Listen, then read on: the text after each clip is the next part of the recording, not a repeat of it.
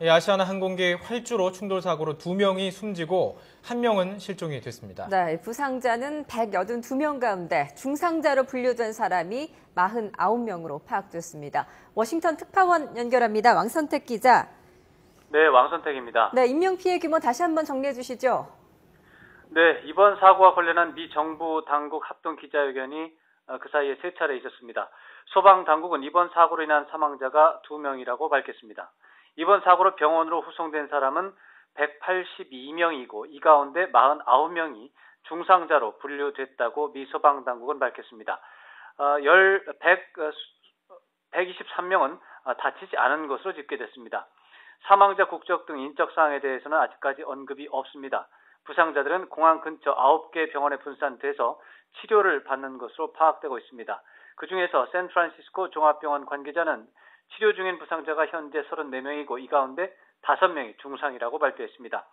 미 당국에서는 소재 파악을 하지 못하는 사람이 아직도 한 사람이 남아 있다고 밝히고 있고 또 다친 사람 가운데 중상자가 49명이어서 인명피해 규모가 늘어날 가능성도 있는 것으로 우려되고 있습니다. 네, 비행기 사고 미국에서 일어나면 우려되는 거 바로 테러인데요. 이번 사고 테러와 관련이 있는지 여부, 관련이 없는 쪽으로 확인이 된 거죠?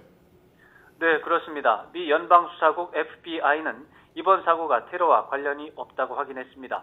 이번 사고를 담당하고 있는 FBI 당국자는 1차 브리핑과 2차 브리핑에서 이번 사고가 테러와 관련이 있다는 징후는 없다고 확인했습니다. 네, 미국에서는 이번 사고에 대해서 어떻게 반응하고 있습니까? 네, 사고가 난 직후부터 주요 방송사에서 매우 중대한 뉴스로 처리하고 있습니다. 특히 CNN은 항공기 기장이 관제탑과 교신하면서 응급 차량을 요청하는 내용이 포함된 음성 테이프를 방송하기도 했습니다. CNN은 또 항공기가 최초로 접지된 곳이 물가와 너무 가깝다는 점에 착안해서 전문가들의 의견을 들어가면서 집중적인 분석을 진행했습니다.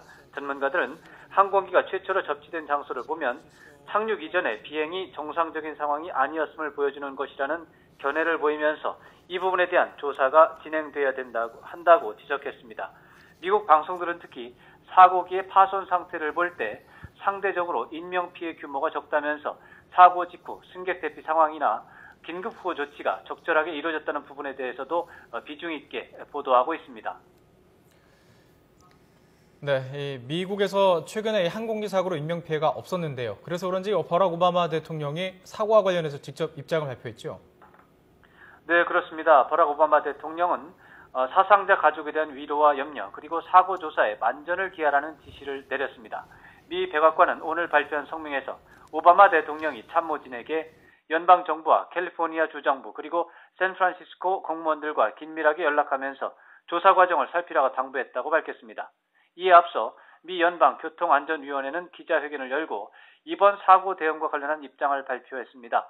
위원회는 전문가들로 팀을 구성해서 사고 원인 등을 조사할 예정이라면서 조종사의 실수 가능성을 묻는 질문에 대해서도 모든 가능성을 열어놓고 조사하겠다고 밝혔습니다.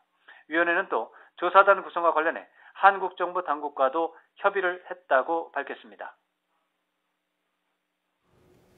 네, 워싱턴 왕선택 특파원과 이야기 나눠봤습니다.